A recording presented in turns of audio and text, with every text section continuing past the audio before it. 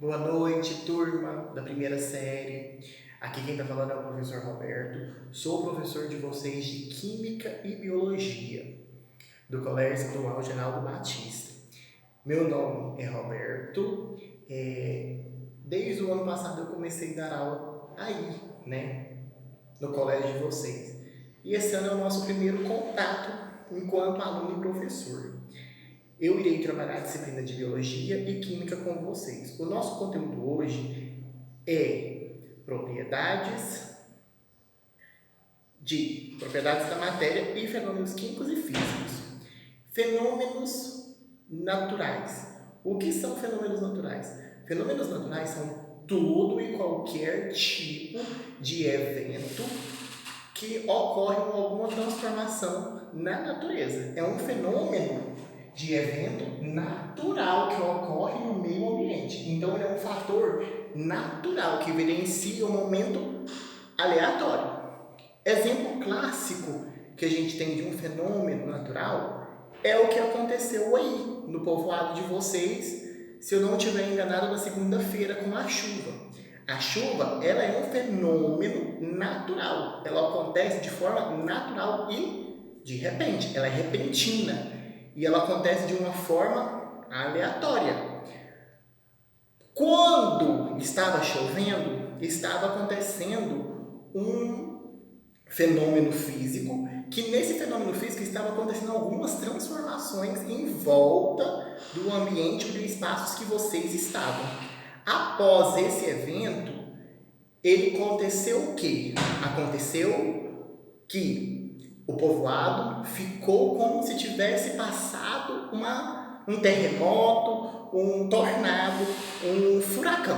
Todos esses eventos, tornados, furacões, são um fenômeno físico, por conta que ele pode ir e voltar. Isso a gente conclui dentro da química que ele é um fenômeno físico de grandeza reversível. Ele vai e volta. Como isso acontece? Ele pode acontecer hoje, ter um intervalo de tempo e voltar a acontecer novamente depois, amanhã, mês que vem, semana que vem. Então é um fenômeno físico. Ele pode acontecer novamente. Porém, ele pode causar alguns danos irreversíveis, que pode acontecer como um fenômeno que a gente chama de fenômenos químicos. Exemplo também foi o fator que aconteceu aí. Pelo fato do forte temporal, fez com que a bomba, né, de gasolina do posto estourasse, como algumas pessoas me relataram, que ela estourou. E quando ela estourou, fez o quê? A evacuação, a eliminação de gasolina. E essa gasolina misturou com a água. Uma vez misturada com a água, ela não tem como passar e contaminou consequentemente o solo.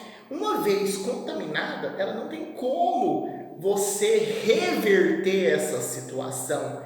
Isso a gente fala que é um fenômeno químico, diferentemente do fenômeno físico. O físico, ele volta. Com o tempo, ele volta à sua estabilidade, à sua originalidade.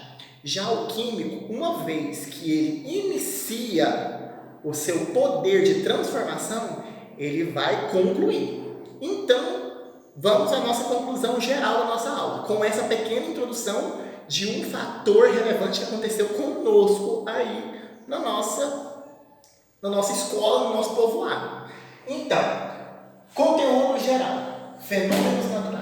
Os fenômenos naturais são toda e qualquer transformação que ocorre na natureza, de forma natural ou de forma induzida.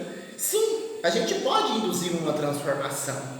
Exemplo, combustão de um papel. O que é a combustão de um papel? Quando eu vou ali e ateio, coloco, fogo em um papel, esse papel vai entrar em combustão e logo vai acontecer o quê? Pegar fogo por completamente virar cinza. Uma vez que esse papel virou cinza, ele não volta à sua origem, que no caso seria o papel de forma quadricular, perfeitinho, bonitinho. Ele virou cinza, acabou. Então, fenômeno é tudo que ocorre na natureza de transformação. E eles são classificados em dois tipos de fatores relevantes: transformações de fenômenos químicos e físicos, que eu havia falado para vocês lá atrás. Fenômenos físicos têm de natureza ser reversível, ele volta à sua origem. Exemplo: transformação da água em estado líquido para a água em estado sólido, que seria o gelo. Quando a gente coloca uma quantidade X de água submetida a baixa temperatura, acontece o quê? Acontece que a água entrará em um processo de solidificação e, consequentemente, ela irá passar do estado líquido para o estado sólido. Ou seja, ela vai aglomerar as partículas, ficando juntinhas e transformando essa matéria, que era um estado líquido, que as partículas estavam dispersas umas das outras, e quando elas são solidificadas, elas se condensam, e quando elas se condensam, elas vão se aproximando, e quando elas se aproximam, elas ficam essa forma que a gente obtém, que é o gelo, que é uma forma sólida. Só que, se deixar esse gelo fora de ambiente com baixa temperatura, o que vai acontecer? Ele vai ser submetido a uma temperatura ambiente, e quando submetido a uma temperatura ambiente, ele pode fazer o inverso, ele pode voltar à sua reversibilidade, que seria, no caso, sairia da condição sólida e voltaria para as condições líquidas. Ou seja, ele reverteu a sua condição, voltando ao estado dele de origem. Já o fenômeno químico é aquele que a gente não tem condição de voltar. Exemplo: a queima do carvão, a queima de um papel, a queima do palito de fósforo. Uma vez que você coloca ali o fogo, a teia, o palito, ele vai começar a queimar, e se você não assoprar para poder parar a combustão, ele vai entrar em combustão até finalizar. Então, o fenômeno químico é aquele que não tem a sua condição de voltar ao início. Fenômeno físico é aquele que volta às suas condições iniciais. Sendo assim, esses fenômenos de grandezas, elas apresentam também duas propriedades bem específicas e marcantes que a gente tem, que é as propriedades químicas e propriedades físicas. Uma vez que também pode ser classificada como propriedades das matérias. Essa propriedade da matéria, ela está mediante a qual condição, a qual fator? Ela está na condição de ser ou do tipo organoléptica, ou do tipo física, ou do tipo geral. Essa geral, ela se encontra e enquadra como se fosse a condição da propriedade química. Então, sendo assim, as nossas propriedades da matéria são classificadas mediante a classificação organoléptica. Essa condição organoléptica, ela está voltada mais às condições que nós apresentamos, que são as condições de sensibilidades que manifestam o nosso corpo, que seria a audição, o tato, visão, paladar e olfato. Ou seja, todas essas condições que a gente apresenta de sensibilidade, ela está voltada para essas condições de propriedades organolépticas. Ou seja, o simples fato de tatear, ou de falar, ou de sentir o cheiro, ela é uma função organoléptica, onde ela vai apresentar uma propriedade focada em uma determinada condição, uma condição voltada para a sua sensibilidade. Sendo assim, também ela pode ser classificada como propriedades físicas. Essa propriedade física, ela pode ser tipo dureza, ponto de fusão, ponto de ebulição, densidade, solubilidade e tenacidade. Vamos focar principalmente nessas 4 aqui que a gente está trabalhando agora: ponto de fusão, ponto de ebulição, densidade e solubilidade. A solubilidade é a condição de manifestar a variação das soluções, que a gente vai aprender isso lá na segunda série. Ponto de fusão. Ponto de fusão é quando a substância atinge a sua condição que vai favorecer a passagem, no caso, de sólido para transformar em líquido. E já ponto de ebulição é quando vai submeter essa condição de líquido para gasoso, ou seja, vai começar a evaporar. Exemplo, é como se fosse a gente pegar o nosso gelo lá no nosso congelador.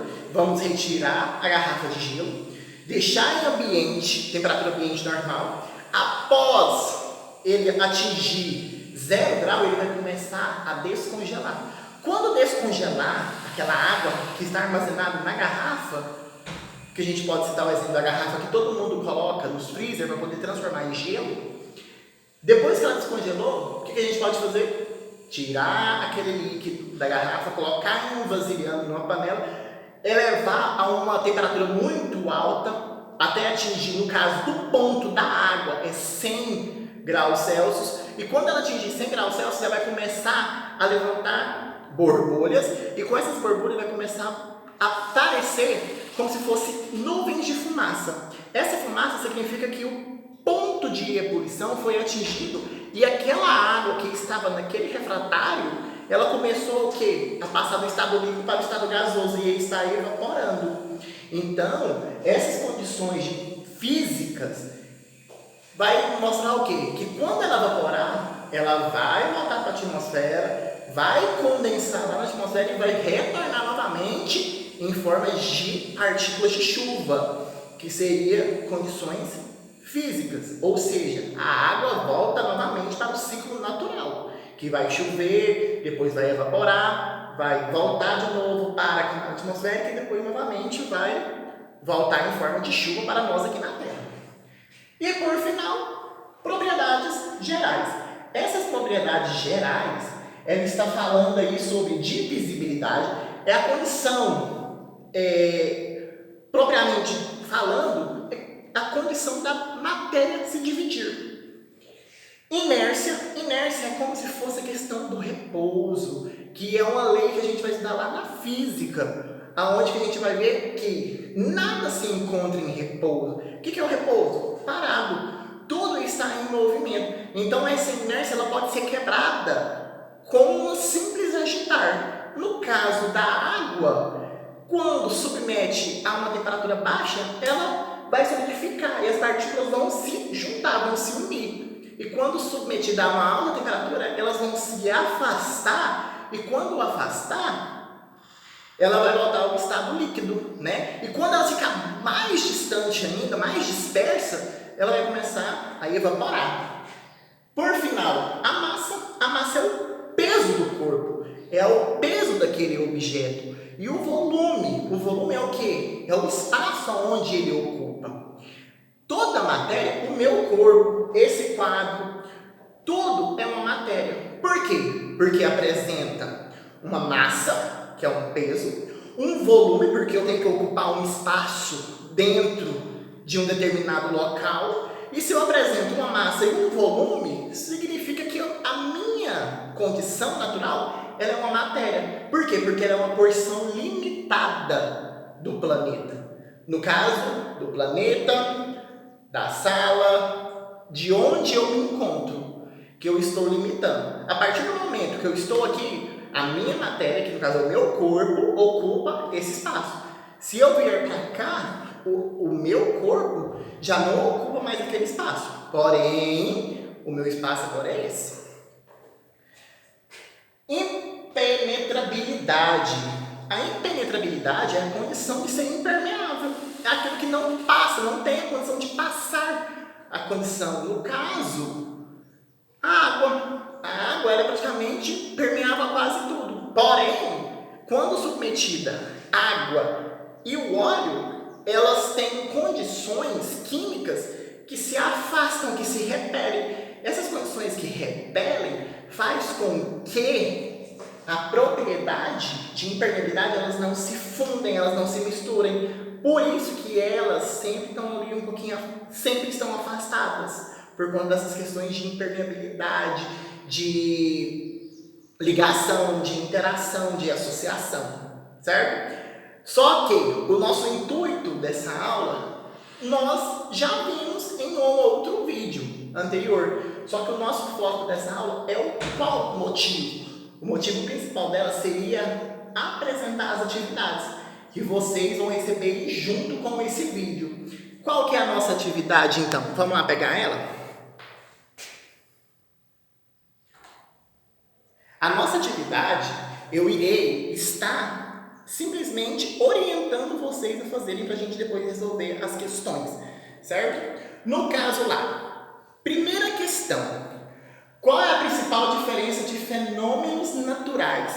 A principal diferença dos fenômenos naturais é os fenômenos químicos e fenômenos físicos, que é aquelas condições que vai e a que volta. Fenômeno químico não volta ao seu estado original. Fenômeno físico é aquele que volta ao seu estado original, né? Então, dê um exemplo. Exemplo clássico de fenômeno físico é a água. Porque a água ela pode submeter a 3 condições físicas. Químico, um exemplo. A queima do carvão, a queima do papel é um fenômeno químico, não volta. Nunca mais vai voltar, nunca mais será o mesmo. Segunda questão, a canela. A canela é aquela que a gente utiliza em condimentos na cozinha, que a gente coloca no mingau de milho, que muitas pessoas utilizam também em outras funções, até mesmo fazer chá, né, para poder usar como medicamento, uma terapia. Qual que é a função manifestada pela canela? Canela, qual que é a função? Eu senti o cheiro, é uma função olfativa. Qual que é a principal característica dela da matéria? É uma matéria que apresenta propriedade organoléptica? É uma que apresenta propriedade geral? Uma que apresenta propriedade física? Então, manja aí, hein? Terceira questãozinha. Quero que vocês classifiquem fenômeno químico e fenômeno físico. Qual que é um e qual que é o outro? Por exemplo, ligar uma televisão. Ligar uma televisão é qual fenômeno? Químico ou físico? Ela é um fenômeno físico, porque eu posso, com o controle, porque ninguém vai lá e desliga, né? Com o controle remoto eu posso ligar e desligar quantas vezes eu quiser e a hora que eu quiser. Agora, crescimento humano. Um bebê cresceu. Tem como você aí, voltar a ser um bebê? Acabou. Uma vez que você já cresceu, já desenvolveu, acabou. E por final, a quarta. Qual que é a quarta atividade? Em qual das fases a substância apresenta forma ou volume definido? Propriedade. Qual que é, obrigatoriamente, a gente vê com maior frequência uma matéria em qual estado propriamente dito? Qual que é? Só a gente observar. Todas as matérias que a gente encontra, todos os corpos que a gente encontra ele em qual estado físico? Basicamente, qual? Sólido. O sólido. Não tem nem o que questionar. Continuando a pergunta 4. E em qual fase apresentar maior estabilidade? Qual que apresenta maior estabilidade? Sólido também. Por quê? Por conta da interação das partículas. As partículas elas estão ali bem unidas. Já no estado líquido, elas estão ali mais dispersas. No estado gasoso, então, elas estão ali, flutuando. Então, galerinha, essa é a nossa atividade de hoje. Essa aula é a nossa aula de hoje. Estou à disposição de vocês no grupo e qualquer coisa é só me falar, tá bom? Até mais, tchau, tchau, um forte abraço.